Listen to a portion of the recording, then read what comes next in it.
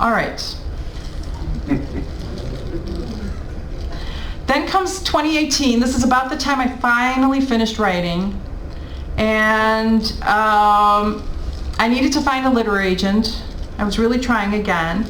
And now this time I made a website. And within a few days, I get an email from a researcher in Lithuania working for a man by the name of Grant Gochin. And I didn't know anything about him at the time. And Grant was launching a lawsuit against the Genocide Research Center about my grandfather, basically for Holocaust distortion.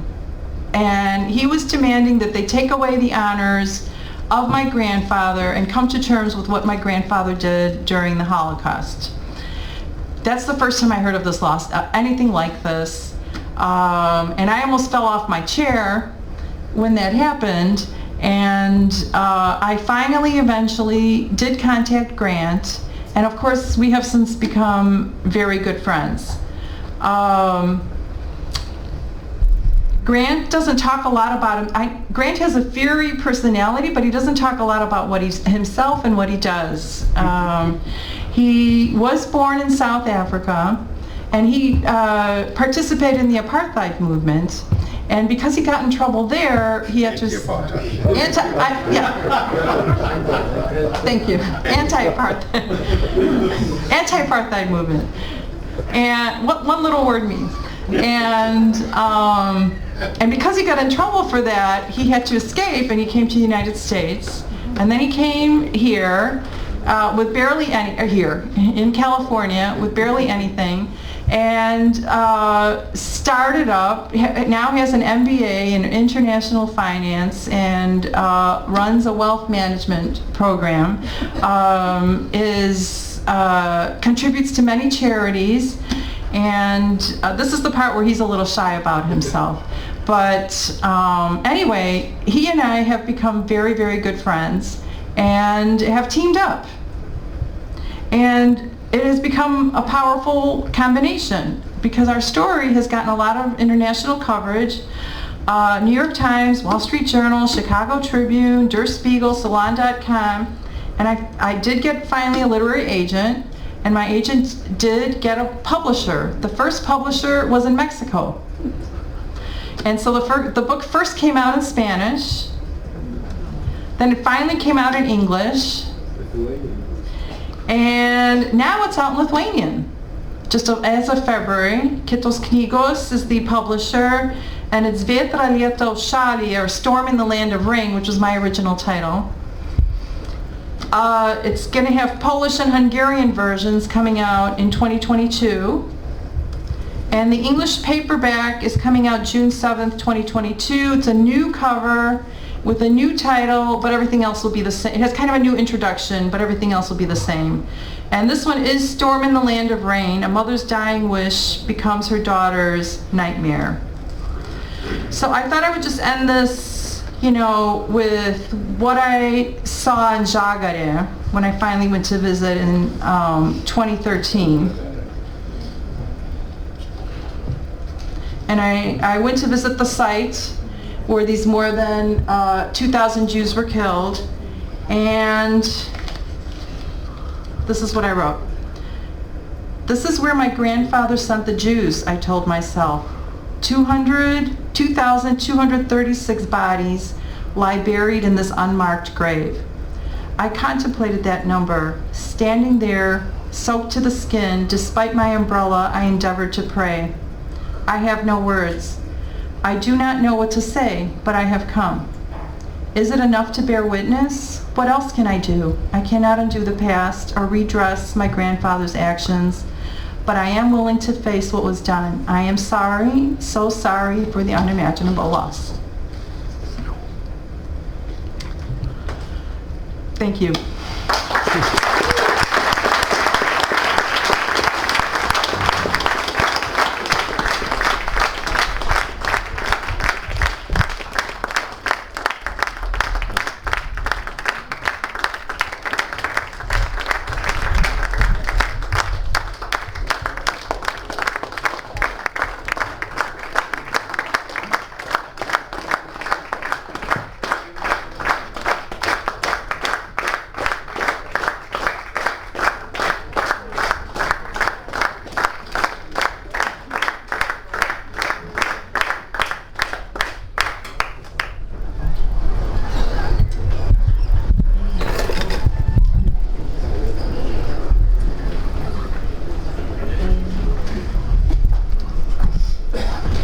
Dear Sylvia, in today's world of Holocaust denial, in a world that chronological events are fading away, one should salute to brave people like you. Thank you, Širdingas ačiū.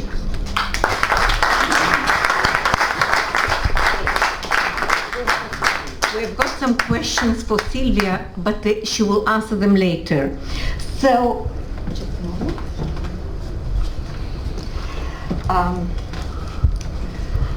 I have the privilege to invite Grant Gochin. Thank you.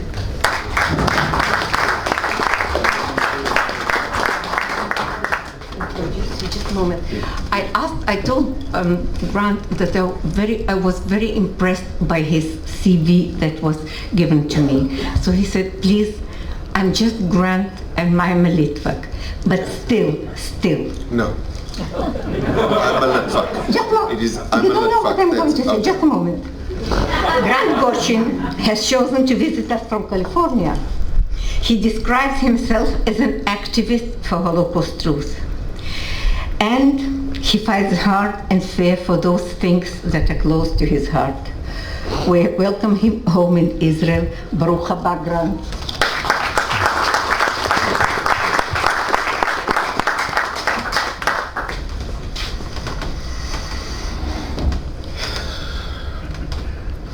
I'm delighted to be here with my Litvak friends.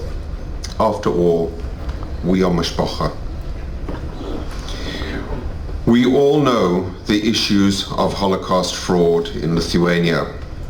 The Lithuanian government tried to construct criminal charges against Josef Malamed. They tried again to do the same thing against Yitzhak Arad. And now I am the target of their criminal investigations. As you've heard, Sylvia's grandfather continues to be honored as a Lithuanian hero. Chaverim, Noreika is not the only one. Noreika murdered my own cousins. My Zayda spent his life in South Africa searching for information about his murdered relatives. And then the discovery. In April 1984, the German magazine Der Spiegel exposed Noreika as the murderer of the Jewish population in Mazeida's region. Let us remember, that was before the advent of the internet. The boat carrying the magazines from Europe took about a month to arrive in Port Elizabeth with hard copies. Mazeida read Der Spiegel every month. At the end of May 1984, he read the April edition. Noreika's murders, the cruelty and barbarity of the Lithuanians was clearly defined on the page. After reading and rereading the article, Mazeida lost all hope of ever finding any survivors. He was clearly depleted.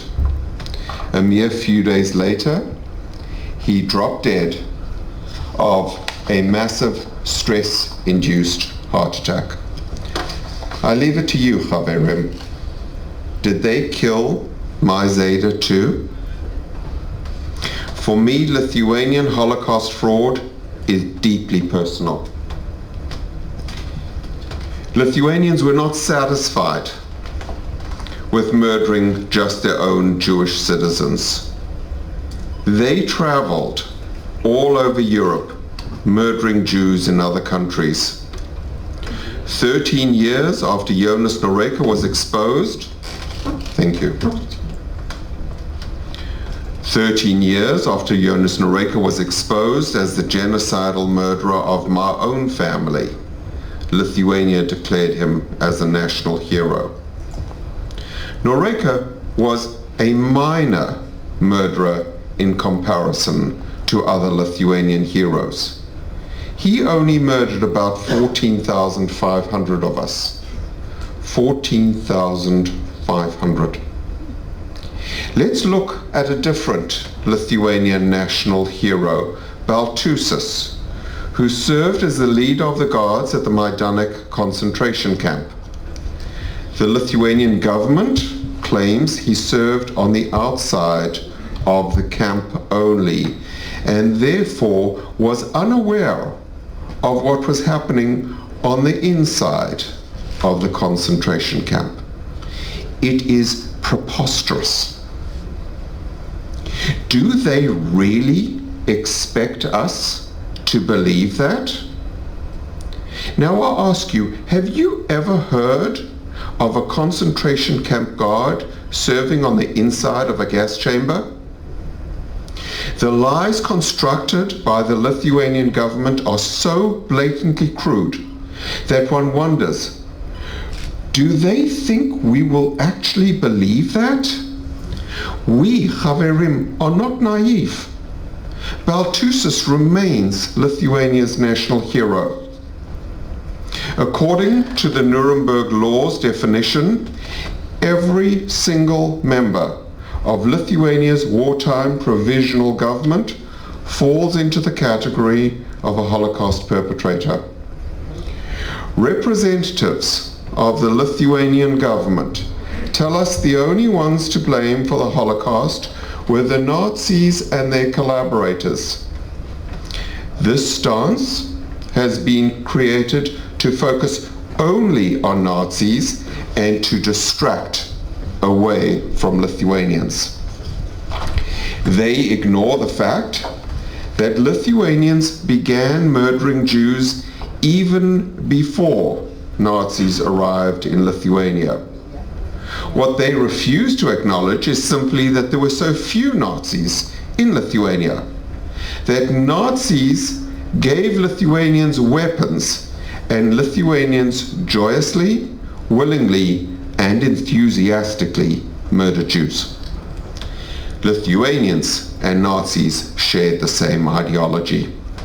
The only difference was that Nazis were actually horrified at the extreme sadistic acts of the Lithuanians.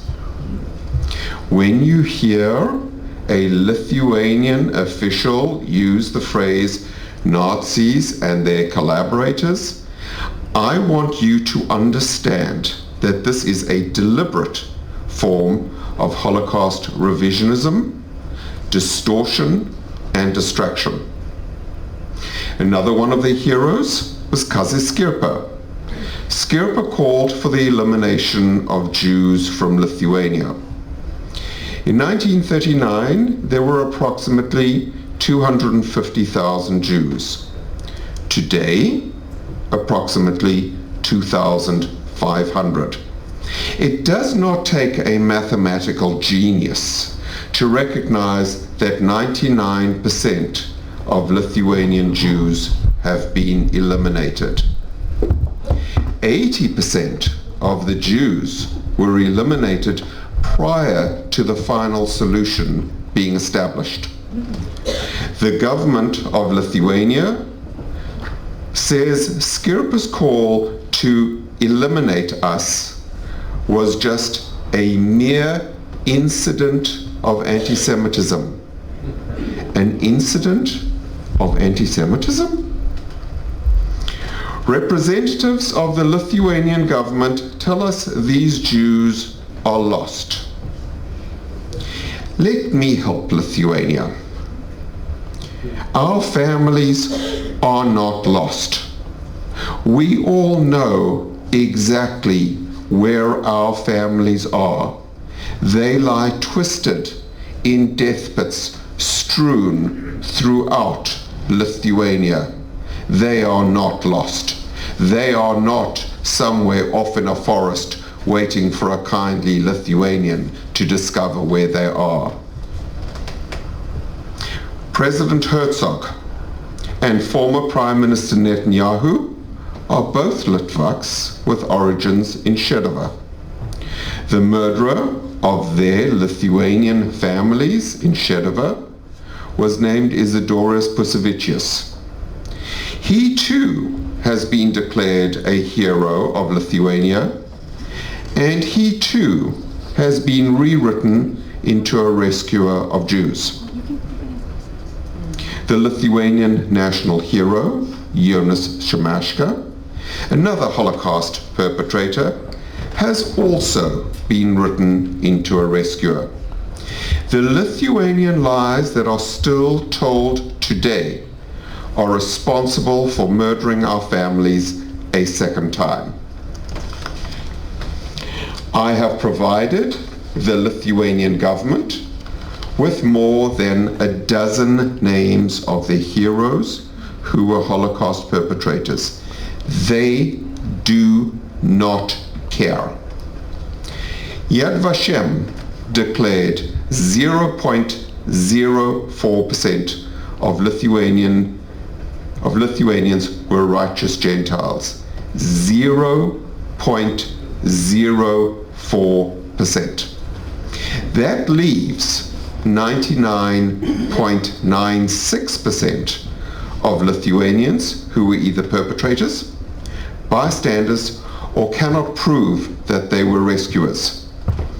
Those that claim to be rescuers who cannot prove that they were rescuers include Noreka, Pusevicius, Šimashka, and so many more. There is not one single piece of evidence that Nazis punished a single Lithuanian for refusing to murder a Jew. The infinitesimally small number of Lithuanian rescuers were rescuing the Jews not from Nazis, but from fellow Lithuanians.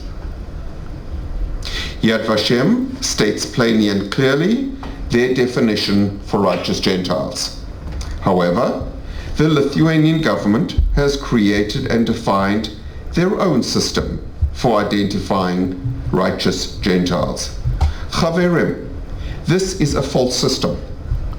Borevicius has been declared a righteous Gentile by Lithuania, not by Yad Vashem.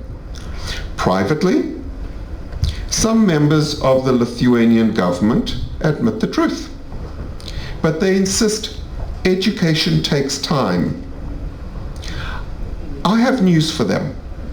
After 80 years, time is up. Through my legal actions, I have been able to expose the Lithuanian President, Lithuanian Prime Minister, Lithuanian Parliament, Lithuanian Public Prosecutor, Lithuanian Heritage Department, the Mayor of Vilnius, every single one of their courts, including both of their Supreme Courts, as participants in the Lithuanian National Program of Holocaust Deception.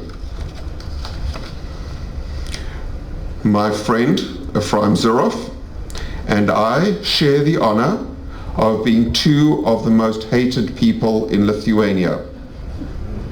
Regardless of the blatant, absurd lies they hurl at us, we stand steadfast in demanding the truth. Lithuania's strategy is to delay and obstruct. They hope people like me will get so tired we will give up. I will not. Lithuania has never told the truth about the Holocaust. They escaped the intelligence and power of Melamed and Arad by simply hoping time would run out and the two would die. It worked. I want Lithuania to know I am not going anywhere. I brought close to 30 legal actions against the government of Lithuania. All of them were just demanding the truth.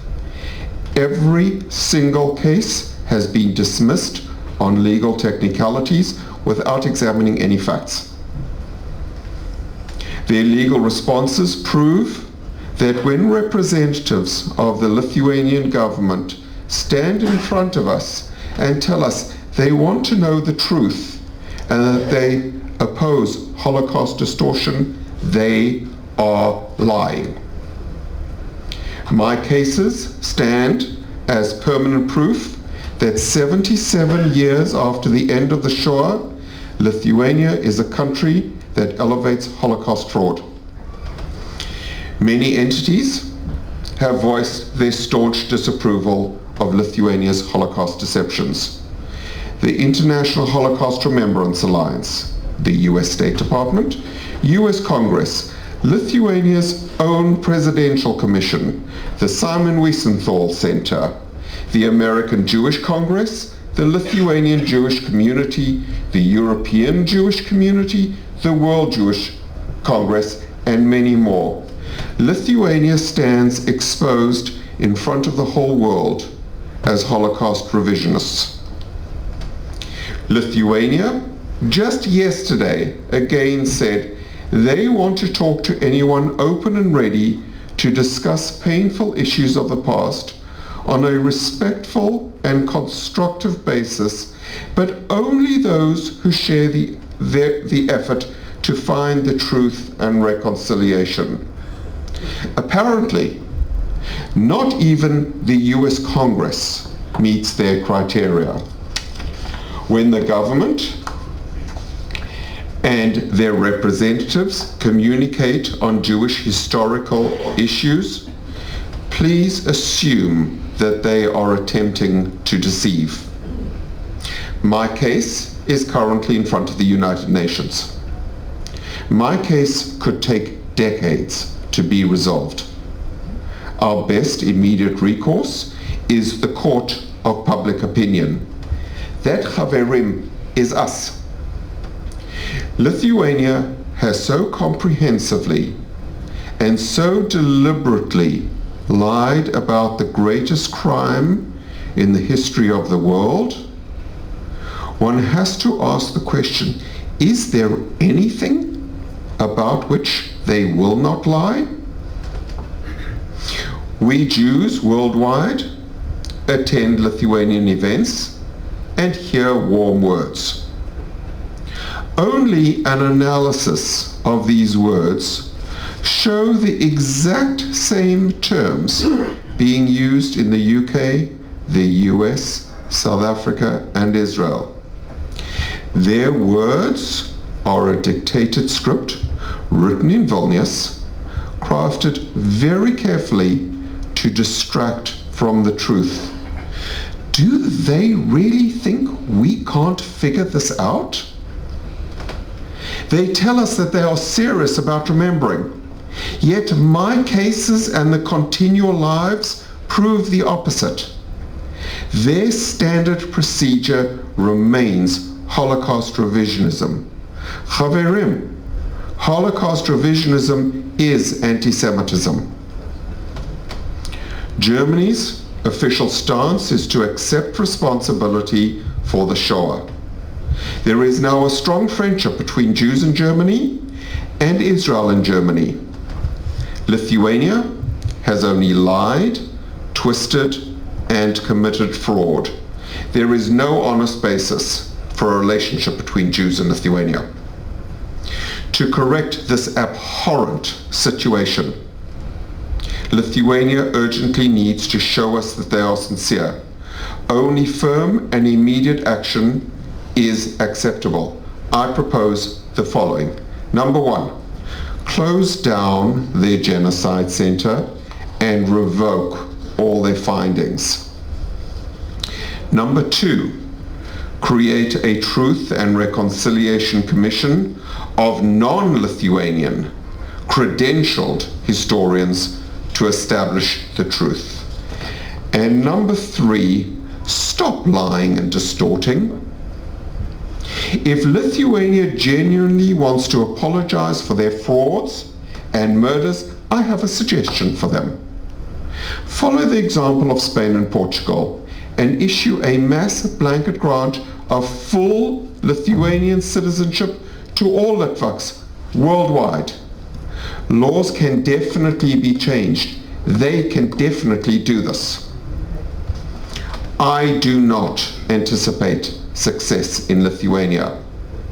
Melamed, Arad, Dr. Zurov have not been successful, and neither will I. Lithuania will never tell the truth. They have no intention of ever telling the truth. It is easier for Lithuania to pretend our cause does not exist. Fortunately, Lithuania's strategy is about to backfire on them.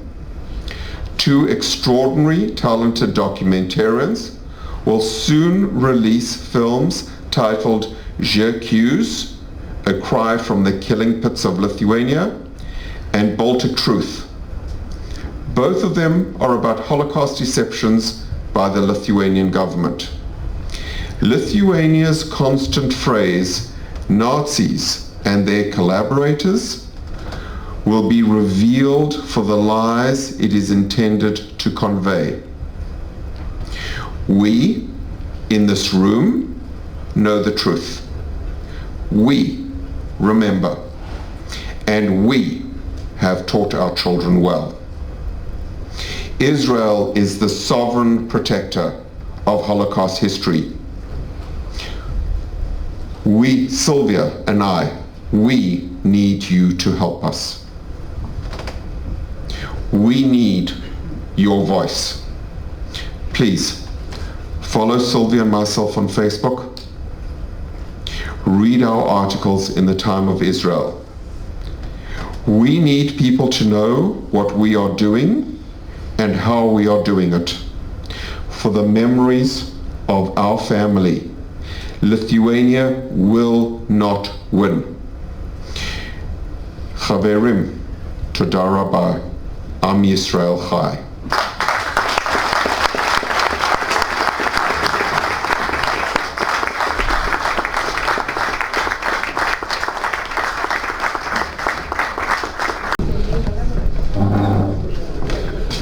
Fabulous question, and I'd like to answer it.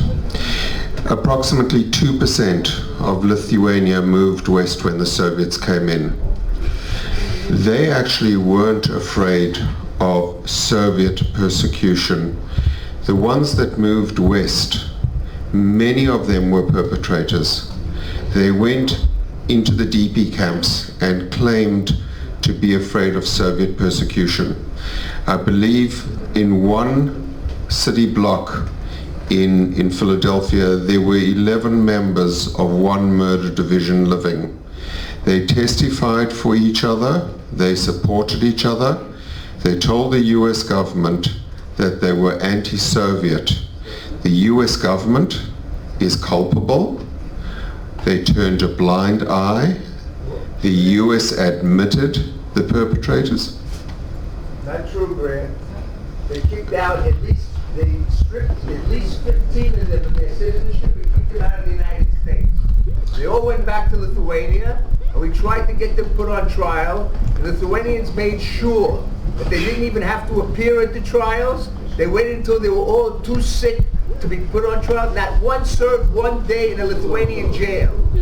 Not, as Ephraim said, not one Lithuanian murderer was punished by the Lithuanian government. Let me add to that. The leader of the interim provisional government of Lithuania was a man by the name of Brazaitis. He was investigated by the US immigration for deportation, and he died. When there's something called probative value, if you leading a case, you've got to be able to have a solution. The Immigration Service was leading the case, and when he died, there was no further purpose to the case because you can't deport a dead body. Congress closed the case. The Lithuanian government claimed that the US Congress completely exonerated and rehabilitated Brazaitis.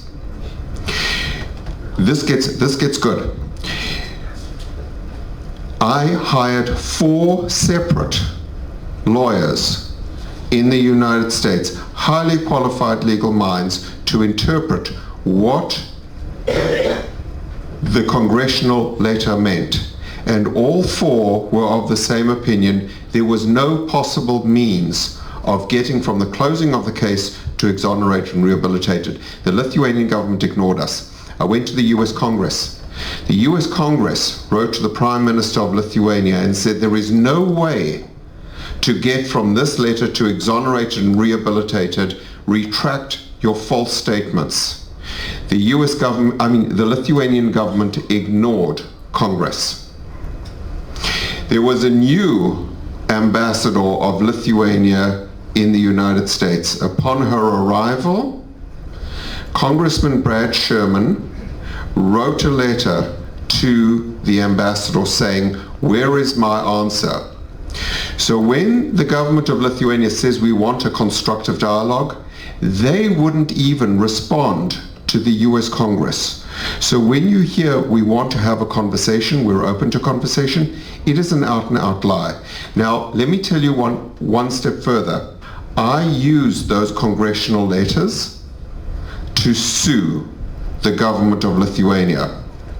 They responded that the Genocide Center knows more about US law and the operation of US Congress than does Congress, and they maintain their position that Brazaitis was exonerated and rehabilitated. When you hear from a Lithuanian official, we want to have constructive dialogue with those that want reconciliation, even the US Congress doesn't meet their criteria. They will not have the conversation. They have no intention of having the conversation. Chaverim, I'm asking you, when you hear these messages, please do not be deceived. What about your family? How did your grandmother arrive in the United States? South Africa. Left before the Shoah. But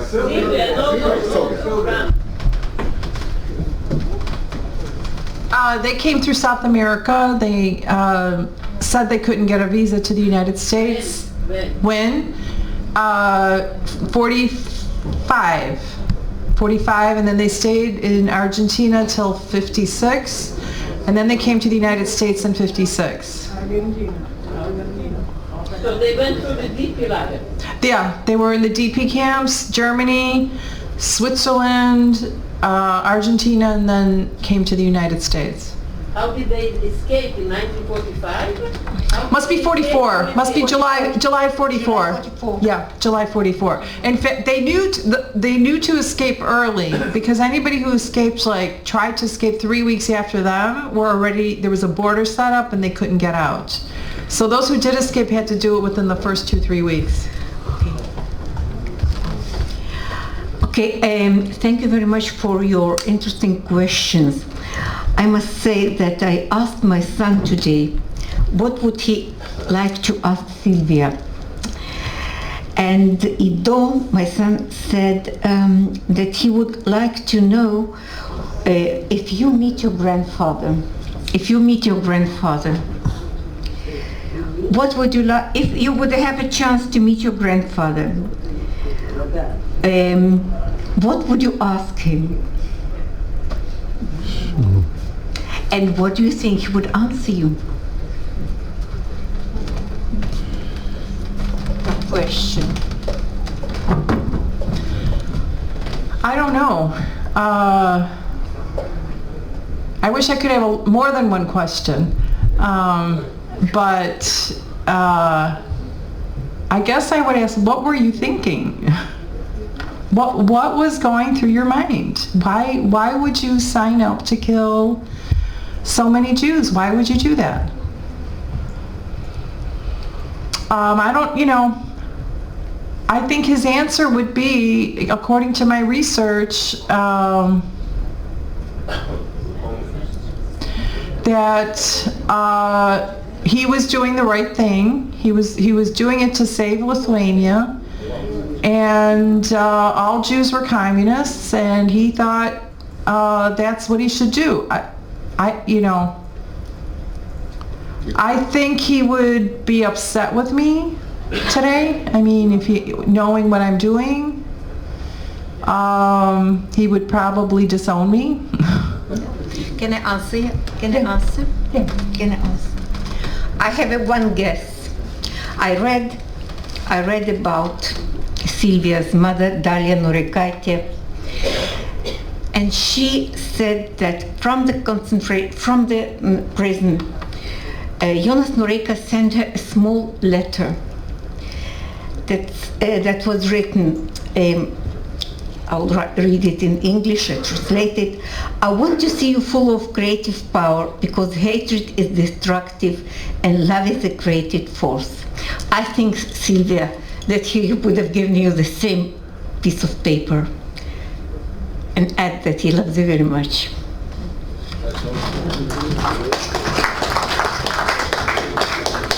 Thank you. Well, I would like to thank you for coming, to be such a good audience. And Arya, please. We provide few certificates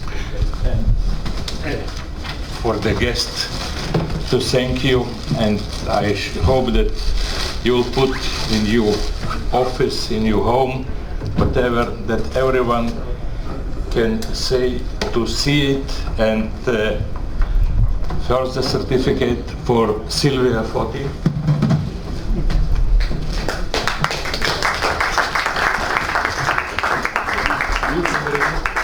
You want me to read it? No.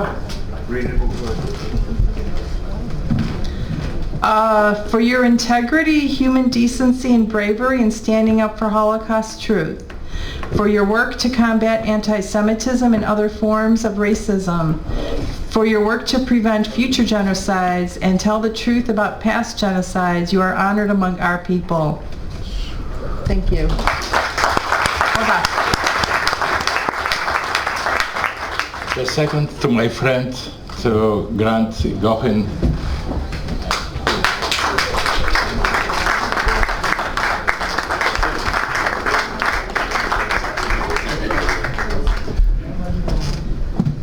Dylan, you are far away from us. I give you a certificate to Grant, and I'm sure that he will pass you after this coming back to California. Yeah? And thank you all. Thank you for coming. I think that it was enjoyable, interesting, not so enjoyable, interesting, and you did great. Ačiū labai.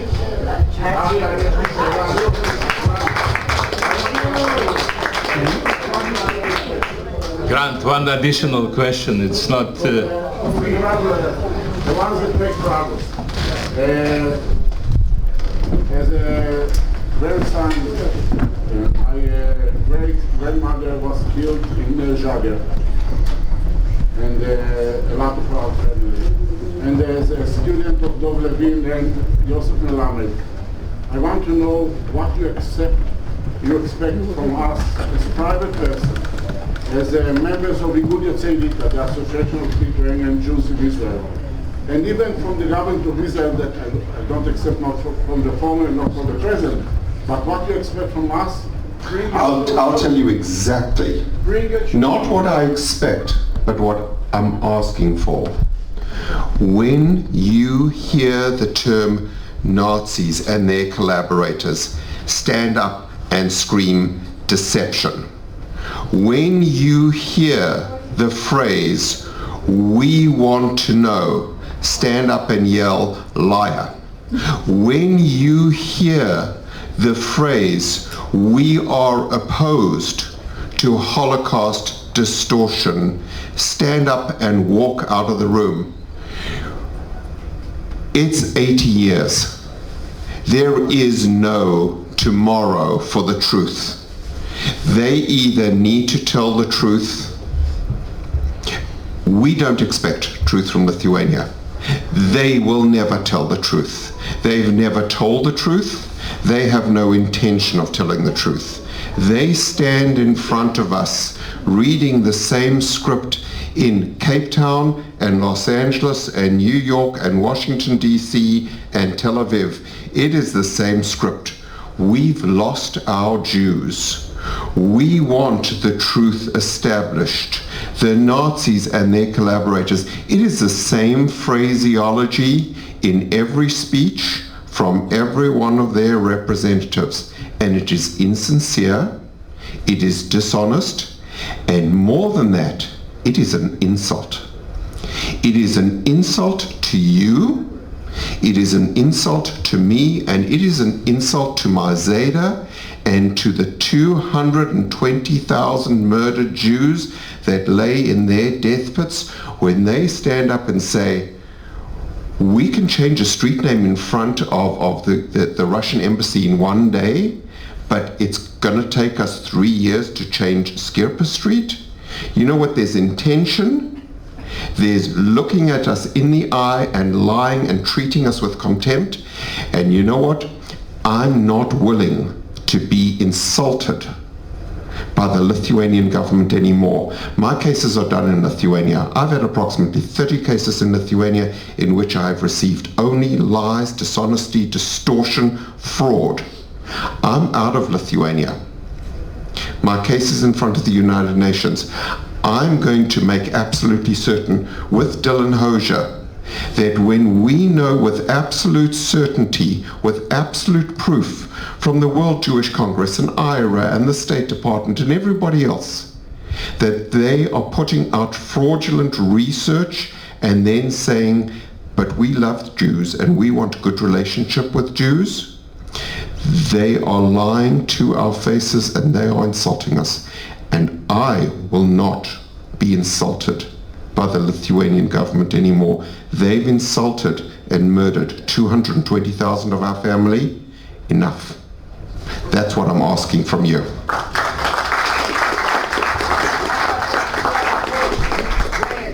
We have to be fresh on the foreign ministry under the state of Israel to fight against them. Yes. I know that, Ephraim.